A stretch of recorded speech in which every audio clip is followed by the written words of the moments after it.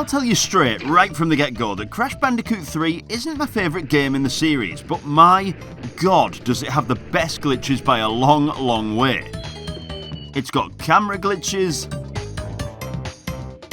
dinosaur launching glitches, bonus stage glitches,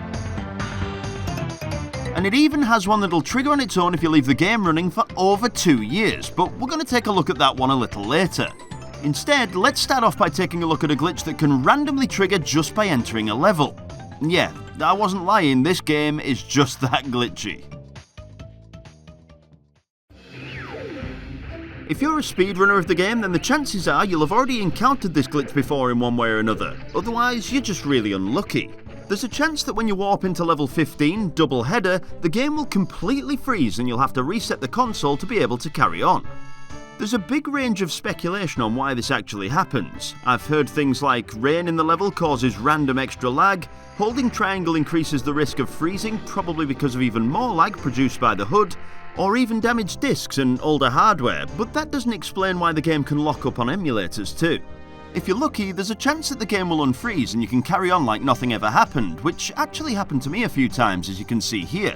But if you're next level lucky, like win the lottery lucky, the game will unfreeze after 3 or 4 seconds and the level graphics will be totally messed up in a similar way to the warp room glitch we looked at in Crash 2, but arguably better.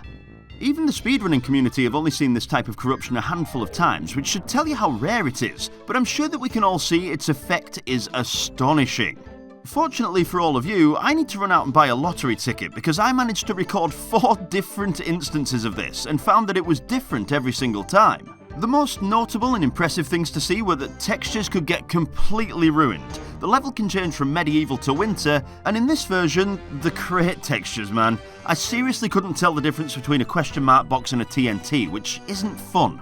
The smoke effect coming off exploded Crash was pretty cool to see though, I have to say. Other times it was only the floor and background element textures that changed while the crates and enemies stayed the same, but my absolute favourite effect was this, which I called Super Pixels, where absolutely everything in the level got destroyed. While this was active, the pits reminded me of Mega Man ladders, but I have no comparison for how the bridges and wizards looked. The goats creeped me out massively, the lightning in the background was great to watch, and the bonus stage, oh my days, the bonus stage was next level impressive, but this was an area that I was scared to break crates in case one blew me up, honestly. Most of the time I found that finishing the level with the glitch active would crash the game. The screen twists up and fades out like normal, but it usually just ends up at a black screen forever. There was a version of the glitch that did let me go back to the warp room though. It was only a minor one, but when the level loaded, only the text on the heads-up display was glitched out, and pausing the game showed only certain letters. This was the only time through hours of testing that I could get back to the warp room, so made the most of it and checked if other things were corrupted too, like the save and load menu, which was definitely wrong, and the relic times at the start of each level, also totally screwed up. I decided to try out the glitch again whilst the text glitch was active and managed to get this effect too, which made Wumpa Fruit kinda see-through, and it screwed up random parts of the level. The best ever recorded footage of this glitch was captured by speedrunner Not Vanny when it happened to him during a 105% run of the game. Holy shit. What? And he was lucky enough that these graphical glitches lasted throughout the rest of the run. Plus, he knows the game well enough to avoid all of the dangers that it could throw at him, so there's about 2 hours of graphically enhanced fun to watch through. If you want to see even more of the effects this glitch has on the game for yourself, then I absolutely recommend going to watch the entire run on his channel after this video, because it's honestly incredible to see and only has 513 views at the time of upload, so give the guy some love. For now though, we're going to move on to something much less impressive, but trust me when I say, that won't last long.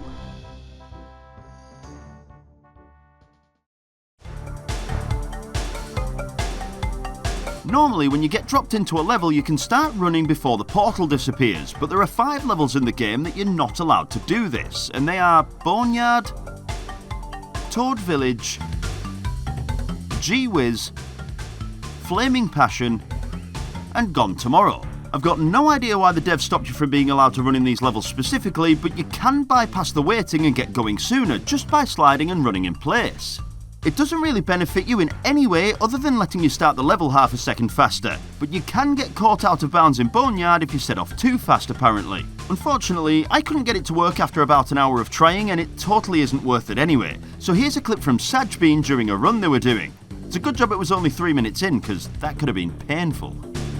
In the 2 dino chasing levels the game has, there's another glitch that you can trigger if you have an Aku mask to hand. Set off running to release the dino, and when you run past a patch of lava, quickly turn around and use it to damage boost over the monster that's chasing you. A second or two after your invincibility frames run out, you'll get crushed and the dino will fling backwards past you for some reason. This is way better if you do it after a ledge too, because it'll fling all the way back up and round the corner. Try it for yourself and see how far you can get that beast to launch. Another dinosaur that you can find in the level Dino Might also has a glitch. It's Baby T, and you can get 2 of the little guy to spawn in the same place. Just release him from his egg, run through the level until you get to the next checkpoint, then backtrack on yourself to the last patch of grass you ran through, making sure to keep the checkpoint on screen in the background. If you jump off Baby T in the right place using the circle button, you should see another one pop up right by the checkpoint in the distance for some reason. So jump back on and head over for a meet and greet. They're both rideable, both do their own thing, and they really can be united as one if you jump on one with the other, because they'll converge into a single Baby T and run off into the distance before disappearing completely. Even the bike levels, which are the most difficult in my opinion levels in the game, aren't immune from glitches, and one of the 2 that you can find falls into the category of what? The first one's pretty simple. You just turn hard right or hard left over the finish line and the bike should travel far enough onto the roadside to fall out of bounds through the terrain. The better motorbike glitch can be seen if you're ready to spare about 20 hours of your life in the level Hog Ride. At the final ramp, slow all the way down and ride onto it whilst holding the brake, and Crash should wheelie over and over again while staying in place, where you'll instantly see that every time he does a wheelie, he raises up by about 1 pixel. If you leave the game running for a very, very long time, and I'm not sure exactly how long because this was running at 4000% speed and it still took a while, you'll eventually find a duplicate world way up in the sky with no collision, no ramps, and a missing finish line too actually. This is pretty much identical to the duplicate worlds glitch that we saw way back in the Spyro the Dragon glitch picnic over 10 years ago, which I guess means that that's due an update too. In that game you could use a swim in air glitch to reach the duplicate worlds, and you could go pretty much anywhere you wanted to through the level walls. With this one though, your only option is to drop back through the floor and either finish the level in the air, fall way out to the side of the level and spend a few seconds getting brought back to the road,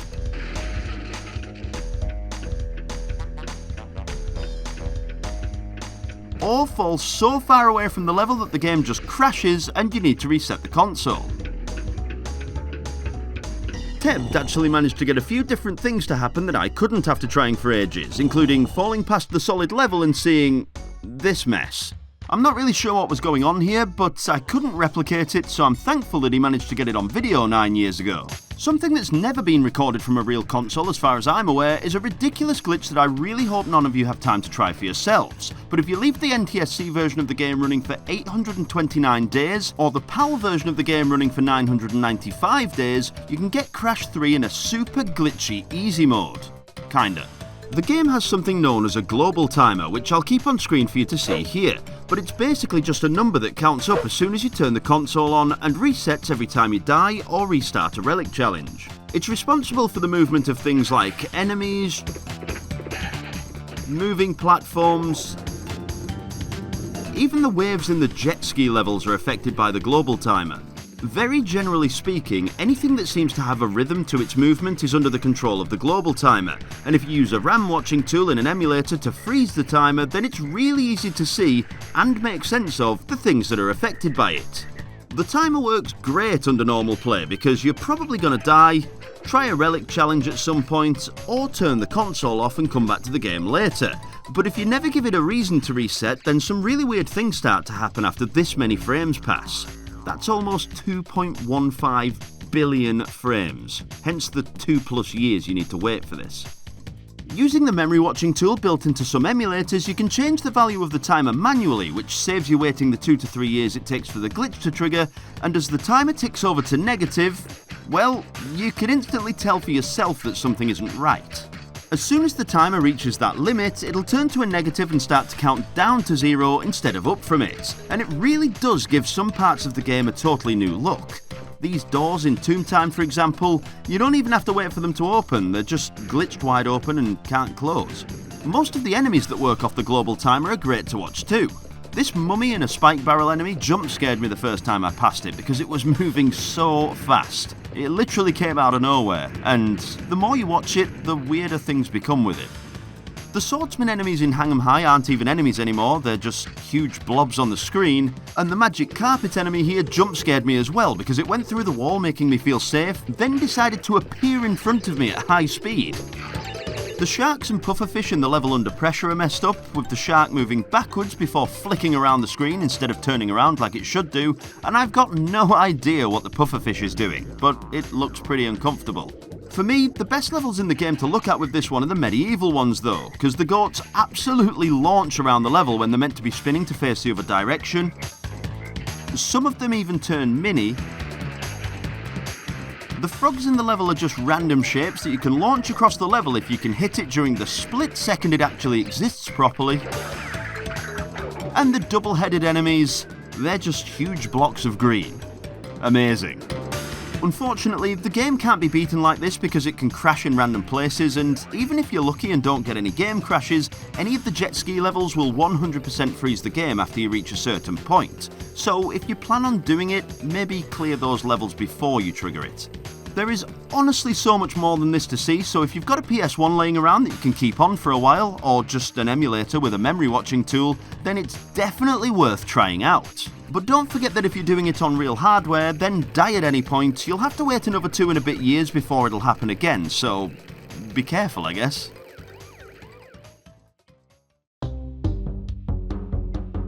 All the way back in Crash 1 we saw that you could control Crash whilst he was burnt. Kinda. You can spin him like he's on a turntable, but not much else. Well, in Crash 3 you can control Crushed Crash. That's a Crash that's being crushed by one of the huge blocks in Tomb Time, and you'll have almost full use of him in the level too. To get our hero down to tiny proportions though, first you're going to need to know about the Fruit Bazooka Oil Slide glitch. Usually when you're slipping and sliding around on oil in this level, the Fruit Bazooka is disabled, so using L2 won't pull it out, but if you press the circle button to crouch and then hold L2 as you stand up, you'll pull it out with no problem. Whilst it's active, Crash will slide around in the direction that you're holding to try and aim the thing, and trust me, aiming it is pretty difficult and doesn't work how you'd expect. You can also slide off the oil onto regular parts of the level and Crash will slowly drift along the floor until he hits something or until something hits him. I actually found it really fun trying to get as far as possible using this glitch. I managed to get all the way down this corridor and all the way down this slope to open the door. But anyway, with the Fruit Bazooka Oil Slide mastered, it's time to trigger the glitch we're actually interested in. Enter into the level with 2 Aku Aku masks active, and when you come across the first Egyptian lab assistant in the level, let him drop a block, jump on it, then body slam onto the oil where it landed to drop your speed down to 0, and as you stand up hold the L2 button to pull out the bazooka. Try to aim the bazooka at the Aku Aku crate to the right and time hitting it with a block landing on top of Crash. If you timed it just right, then the crush state will stay active whilst you're in third mask form, so just wait for it to run out and you'll see how it looks properly. And I for one think it's great. It's not just appearance either. Crash's hitbox is also tiny, which means if he stands in the light for the arrow booby traps, they'll just fly straight over him. But my favourite hitbox showcase is under this flamethrower. Come on, I'm right here, just hit me. You managed to hit me above sewer or later, I don't know why this is any different. The tiny hitbox also plays with the collision in the level too. I'm not sure why exactly, but when I made a speedy jump onto the next Egyptian lab assistant, I managed to bounce through the wall and die. Then, trying to make it over these platforms, Crash just fell through the floor to his death again. You've got to be careful with this one apparently. Personally, my favourite thing to do with it is something you've already seen. Using the Bazooka Oil Slide glitch when you're flat means you can slide all the way down the corridor underneath the booby traps. Great fun. If you want to get back to regular size, just do the only thing I haven't mentioned and press square to spin. Crash will grow back to regular size, but look at the difference between the two next to this lever. It's way bigger than I thought. definitely worth trying out if you have the patience to miss the Aku Aku box 30 times. Of course, playing as Crushed Crash can only happen if you played through the game until you get the Fruit Bazooka, which you'll need to play all the way through to Warp Room 5 to get a hold of. It's so worth it though, coolest power in the game hands down. Or you could just get it before the game even starts by using a glitch, along with all the other power-ups that you're meant to collect along the way. And despite being one of the most helpful glitches in the series, it's genuinely one of the easiest ones to activate too. Boot up the game and then wait 30 seconds at the title screen until the first demo in Toad Village loads up, then skip it to get back to the title screen. Wait another 30 seconds until you reach the second demo for the level Under Pressure, then skip that to get back to the title screen. Then wait 30 more seconds until the game starts loading you into Bye Bye Blimps, but this time hold triangle through the black loading screen, and when the level loads you'll have full control over Coco, where you'll now have two options. You can destroy all the blimps in the level and finish it like normal to make the portal pop up and take you back to the Warp Room, but if you do this you'll be trapped in Warp Room 5. Pressing the pause button will show that you have all 5 power-ups, which is the overall aim of this glitch, but you'll have no way to get out of the area because of the electric fence blocking your way. If, however, you choose the easy option in the demo level and head back to the Warp Room from the pause menu, you'll spawn in the centre of the hub with all 5 power-ups, and you'll be free to play through the game without having to backtrack after collecting them all from their respective bosses. Look, I managed to collect the Toad Village Platinum Relic with the only other collectible in the game collected being the Crystal. This way there's no need to play through until you get the Speed Shoes after beating Cortex at the end of the game, so I guess it's kinda like a New Game Plus scenario without having to complete the game first, which has no downsides whatsoever. In my opinion anyway. I keep calling this a glitch, but I really do wonder if this was a secret that the devs left in the game. I mean, Bye Bye Blimps is only level 17, so you wouldn't even have all of the power-ups by then. Maybe they did it as a way to help themselves out with a head start that only they knew about. Who knows, but based on what we've seen so far in Crash 1, 2 and 3, you're not going to find a more helpful glitch in this series, clearly. Actually, the Toad Village Relic race that I've just done has a weird glitch of its own too. One of the very first crates in the level should be a 1-second time stop, but for some reason it doesn't turn into one until you run up to the first Aku Aku mask, then run back to it.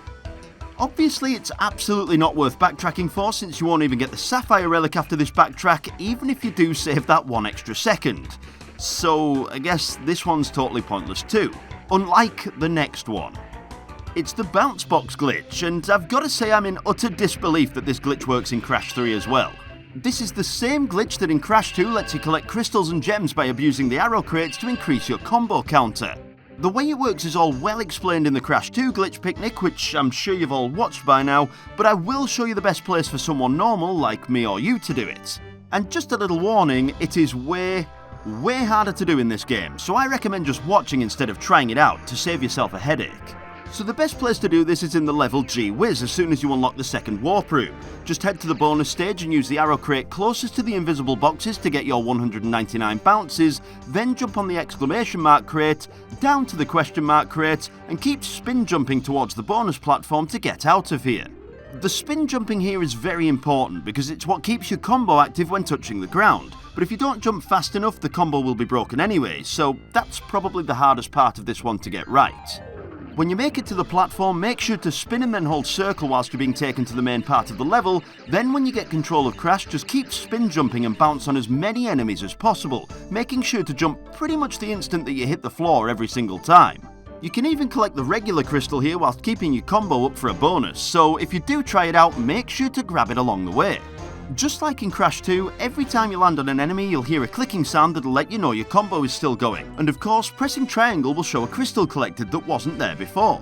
I only managed to collect 7 crystals in the level, which almost broke my sanity, but you can actually collect 20 crystals in the level using this method, which takes you to the full 25 that you need to finish the game from this point. But just like Crash 2, you can collect way more crystals than are in the game by going back into the level and repeating what you've just seen, but adding 20 bounces onto the arrow crate for every 20 crystals you collect. That way, bouncing on all the enemies in the level would give you the next 20 crystals in the sequence of memory locations. I know this is confusing, but trust me, it works. I'd show you that the maximum percentage in the game is 197, but the only person that ever did it didn't press record, and this is absolutely not something I'm going to sit here for more hours to show off, so you're just going to have to believe Burgerland's on this one. Since we're looking at helpful glitches for a change, I want to talk about a little glitch known as zip-zagging, and doesn't it just look amazing? Crash 1 and 2 both have a zigzagging exploit, but it's nowhere near the level of zip-zagging that Crash 3 has. Let me just compare them quickly. In the Crash Bandicoot Art of Speedrunning video that Hummelden produced, he shows a clear-cut way that zigzagging is the best way to move. To do it, you just hold any direction, jump and roll your thumb left and right perpendicular to the direction that you're moving in. This is evidently the fastest way to move in the game, but it's also a pain in the arse to roll your thumb back and forwards for 40 minutes in an any % speedrun. But top level speedrunners have mastered it, so the only way to get a world record these days is to use it. Now, in Crash 3 we've got a version of the glitch that's pretty much impossible for a human to do, but it also gives you an incredible amount of speed, as you can see from this Taz by 8-Bit Beast. I'm actually kinda glad that people can't do it in real time, because the skill ceiling would be impossible for most people to reach. Anyway, for this to work you need to press diagonally on the D-pad, then diagonally the opposite way every single frame. That's moving your thumb forwards and backwards accurately 30 times a second. And to top it off you need to do it all whilst constantly jumping, because touching the ground slows Crash down. I have absolutely no idea how controlling him works when speeds are this high, and I'm not even going to ask. All I know is that using this glitch along with the bounce box glitch that we just looked at brought the tool-assisted speedrun of this game down to a whopping 5 minutes and 40 seconds. So, yeah, pretty impressive if you know how to use it properly.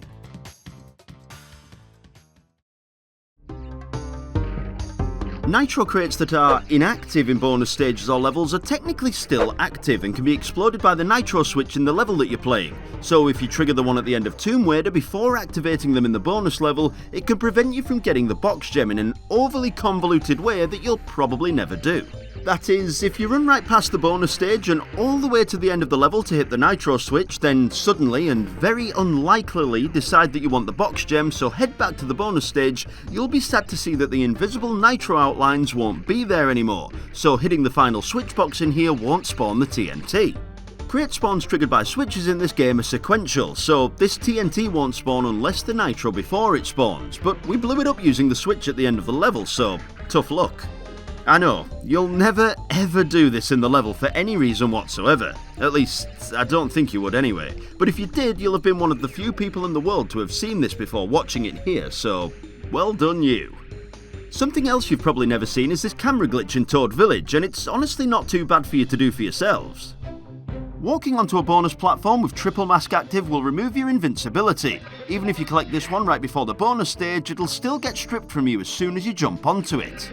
To get the camera glitch you need to activate the triple mask form as you hit the platform, so enter the level with 2 masks active, collect the first Aku Aku mask in the level to get invincibility, then run as fast as you can towards the bonus platform and kinda jump over the crate and slide towards the platform.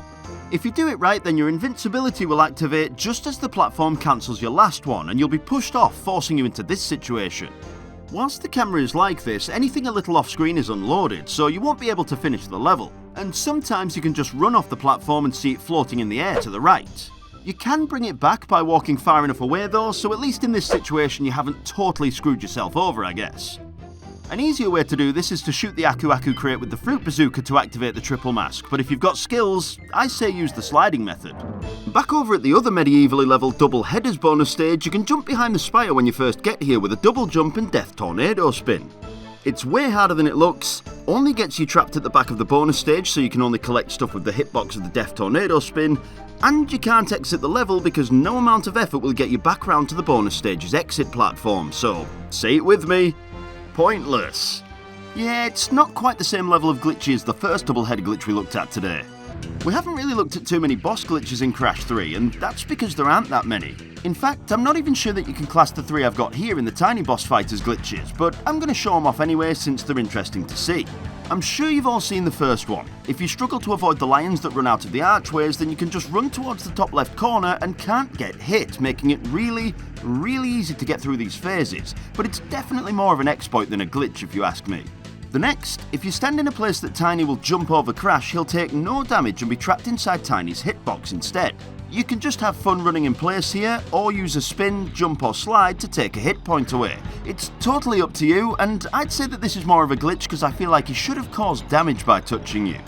The last thing here is that using a body slam just as Tiny does his attacking jump kinda makes you invincible, so you can hit him pretty much at the same time as his trident touches down on the ground. These 3 glitches make the fight way easier and more entertaining to play through, but too much cockiness will still lose you a life, trust me. If you're gonna go for 105% completion, you're gonna need to collect all of the gold relics in all 30 levels the game has. Fortunately, the platinum relics aren't necessary for 105% because they can be seriously challenging, but if you find yourself struggling with some of the gold relics, there's a glitch that'll help you get them much easier.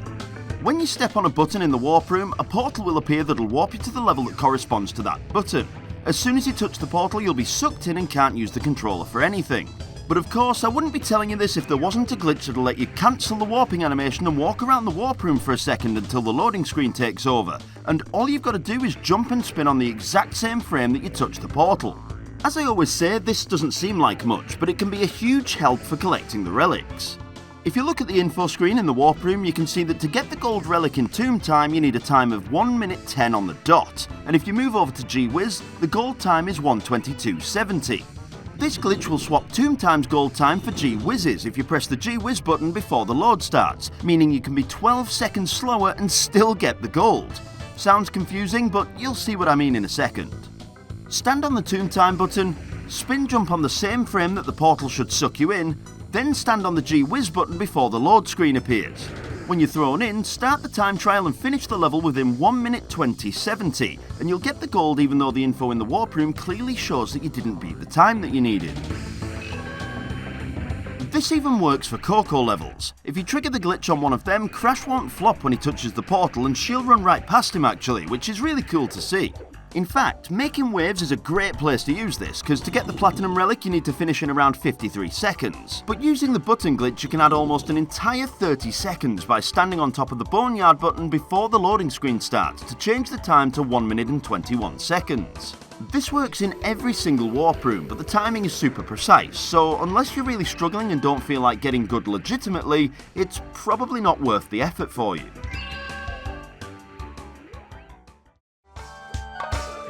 Back in Crash 2, there was an easy way to get the red gem as soon as you got into the level that it lived in, and it was as simple as using a glitched high jump from the crate on the right to jump up and body slam into it. Crash 3 also has the glitched high jump, and here you can use it to pull off the yellow gem skip, but it's a little more, or much more, difficult to pull off. In level 7, Hang 'em High, the yellow gem is off to the left towards the end of the level, but if you've ever tried jumping over there for yourself, you'll find that you'll just end up dying because the area over there isn't loaded unless you use the secret Warp Room's level 27 entrance to reach it.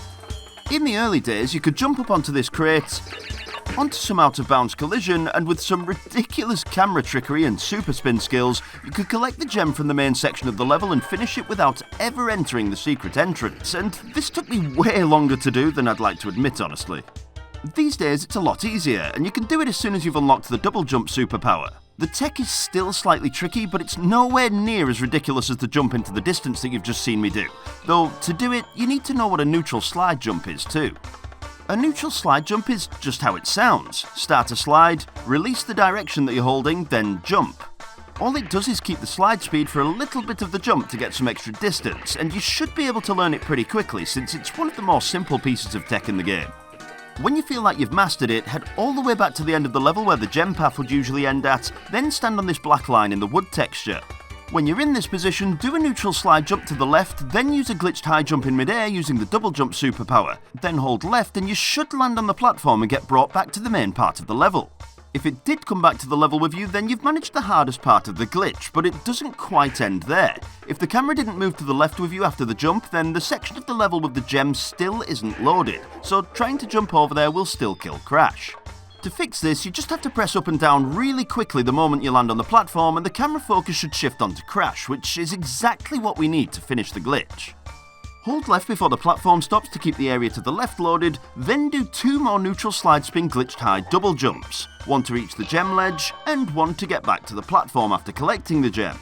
With a little practice, this one gets a lot easier, but be prepared to fail it a lot at first. I know for a fact it'll take you longer to get the gem in the other glitchy way, so it's still better than that method. You'll come across the final glitch of the game if you're too good and somehow manage to collect too many boxes during a level. The gem in any level will only appear if you have exactly the right amount of boxes collected, which sounds obvious, but it seems a little unfair that we've made the effort to collect more and still can't have it. You can do this in a couple of levels that have a high amount of boxes in their bonus levels, but to make it simple, Sphinxinator is definitely the easiest with its 28 bonus box count. Just start the level and collect every single box along the way, enter the bonus stage and collect all of them in there, then as the platform takes you back to the main level, run off the edge as soon as possible. When you respawned, the boxes that haven't been added to your counter yet will be added once you're loaded back to the last checkpoint you hit. If you collected enough boxes, then it'll add enough to take you over the max boxes that the level actually contains, so you know what happens next. No gem for you, sorry. Other levels you can do this in include Flaming Passion, and that's it.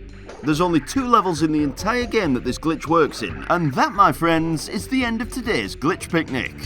I know I mentioned it at the start of the episode, and I'm sure that you can see for yourself after all of that, but the further through the series we go, the glitchier the games get, and this was absolutely the glitchiest we've seen so far. There are obviously more games that fall outside the original trilogy, and if you can believe it, some of them are way worse than this. Crash to insanity. For now though, I think the Crash series needs a bit of a break, at least until I get through this episode's top sponsors, who this time are Himdog, Max Wegner, Talentless Hack, Sailor, Warpster, and the Girl Without a Name. I'm really running out of ways to say thanks, but thanks for the support, and if you're keeping up on X or YouTube posts, you contributed heavily to the new multi-monitor setup that was used to make this video way easier to create. The next video is in the works. I'm not quite sure when it'll be ready yet, but you better believe that I'll see you there as always. And don't forget, I love you all. Mwah!